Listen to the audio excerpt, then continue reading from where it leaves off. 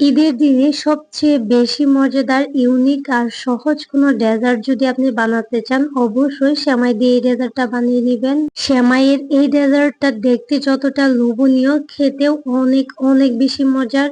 ঈদের দিনে টেবিলে যদি অনেক রকমের খাবারের সাথে এই ডেজার্টটা রাখেন, সবাই কিন্তু সবকিছু বাদ দিয়ে শুধু এটাই খাবে।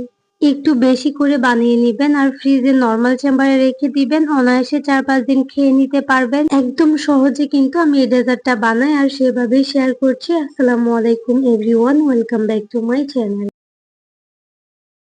সেমাই কাস্টার্ডের এই বলগুলো বানানোর জন্য আমি কিন্তু এখানে 1 প্যাকেট ভার্মিজেলি সেমাই নিয়েছি।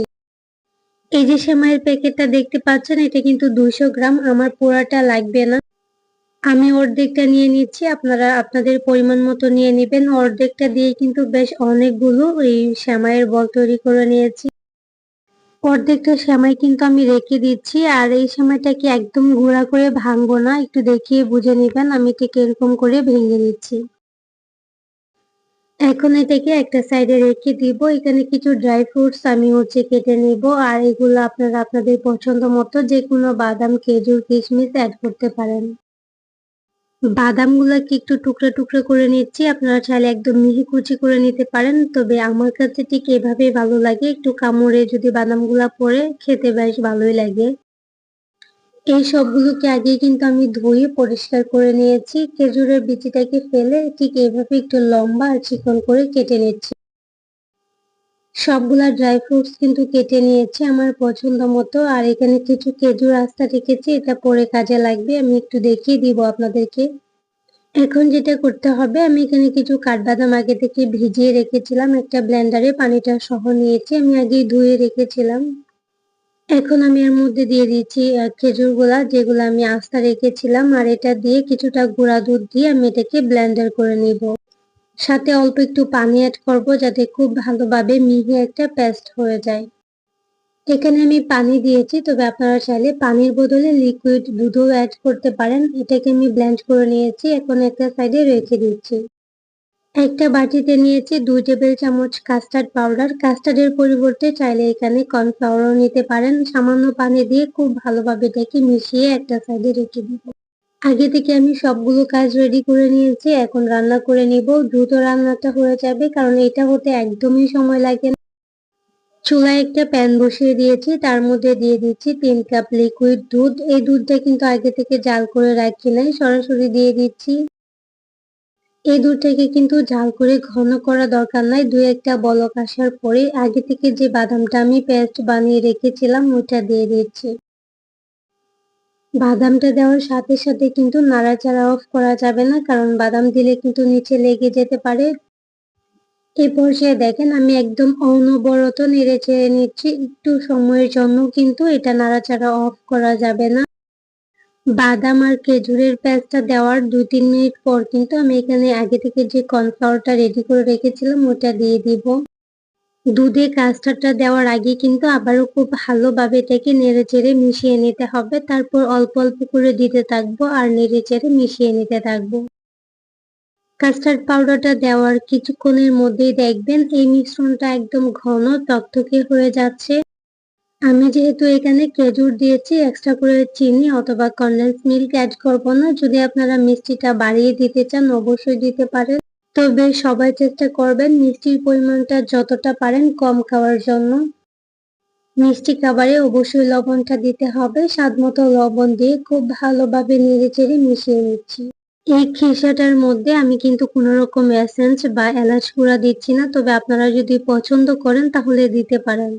তো একদম রেডি খিসাটা একদম গরম থাকা অবস্থায় এটাকে আমি সার্ভিং ডিশে রেখে দেব। ঠিক এরকম অবস্থায় এটাকে নামিয়ে নিচ্ছি, কারণ ঠান্ডা হওয়ার পর এটা আরেকটু ঘন হয়ে যাবে। তো খিসাটা একদম রেডি। এই খিসাটাকে একটা সাইডে রেখে বাকি রান্নাটা করে নিচ্ছি।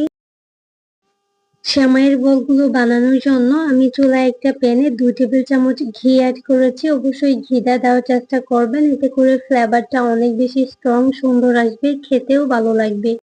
এই ঘিয়ের মধ্যে আমি ড্রাই ফ্রুটস গুলো কিছুক্ষণ ভেজে নিচ্ছি। এখানে চাইলে কিন্তু একটা তেজপাতা অ্যাড করতে পারেন। তেজপাতা না দিলেও কোনো সমস্যা না, এটা এমনিতেই অনেক বেশি ফ্লেভারফুল আর খেতে অনেক বেশি মজার হয়েছিল। তো বাদাম, কিশমিশ আর খেজুরগুলো ভাজা হয়ে গেলে এর মধ্যে আগে থেকে যে ভেঙে রেখেছিলাম সেমাইগুলো দিয়ে দিচ্ছি। কিছুক্ষণ খুব ভালোভাবে এগুলোকে নেড়েচেড়ে ভেজে নিচ্ছি। বেশিক্ষণ ভাজার দরকার নাই, দেখবেন খুব সুন্দর একটা ফ্লেভার ছড়াবে। তখন কিন্তু এর মধ্যে অল্প অল্প পানি অ্যাড করে নিব, একসাথে পানিটা দিব না। আমি এখানে প্রায় হাফ কাপের মতো পানি অ্যাড করেছি অল্প অল্প করে। চুলার আঁচটাকে একদম লোতে করে কিন্তু সেমাইটাকে রান্না করে নিচ্ছি, আর কিছুক্ষণের মধ্যেই দেখবেন সেমাইটা খুব ভালোভাবে সিদ্ধ হয়েছে, বাট একদম গলে যায় নাই। এখন এর মধ্যে দিয়ে দিব কনডেন্স মিল্ক। আমি আমার পরিমাণ মতো অ্যাড করেছি, তবে স্টিকি একটা ভাব আসার আগ পর্যন্ত কিন্তু কনডেন্স মিল্ক দিতেই হবে। আমি যতটুকু মিষ্টি পছন্দ করি ততটুকু দিয়েছি, চাইলে কিন্তু আরো বেশি দেওয়া যায়। খুব ভালোভাবে নেড়ে চেড়ে এটাকে নামিয়ে নিব, ব্যাস হয়ে গেল। এটাকে এত বেশি জাল করা যাবে না, ঠিক এরকম আটালো থাকা অবস্থায় নামিয়ে নিতে হবে। এখন এটাকে ঠান্ডা করে নিব। আমি হাতে অল্প একটু পানি লাগিয়ে নিয়েছি, পানি লাগিয়ে অল্প অল্প সেমাই নিয়ে এরকম বলের মতো করে নিচ্ছি।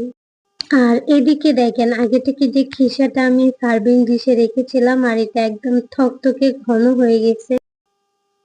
এর মধ্যে আগে থেকে যে বলগুলা রেডি করেছি একটা একটা করে দিয়ে দিব। চাইলে আর একটু ছোট বানাতে পারেন, আমি আমার পছন্দ মতো বানিয়েছি। তো একদম রেডি। এখন উপর থেকে কিছুটা বাদাম ছড়িয়ে দিচ্ছি, কাঠবাদাম আর পেস্তা বাদাম।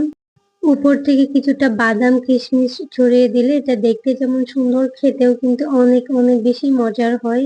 এই ডেজার্টটাকে নাকি সেমাই কাস্টার্ড বল বলে, আমারও তো খুব ভালো লাগছে নামটা, আর এটা খেতেও কিন্তু দারুণ মজার। একবার হলেও বাসায় ট্রাই করবেন। এই পর্যায়ে এটাকে ফ্রিজে রেখে দিলে ঠান্ডা ঠান্ডা খেতে কিন্তু অনেক অনেক বেশি মজার হয়, একদম মন প্রাণ কলিজা ঠান্ডা হয়ে যায়।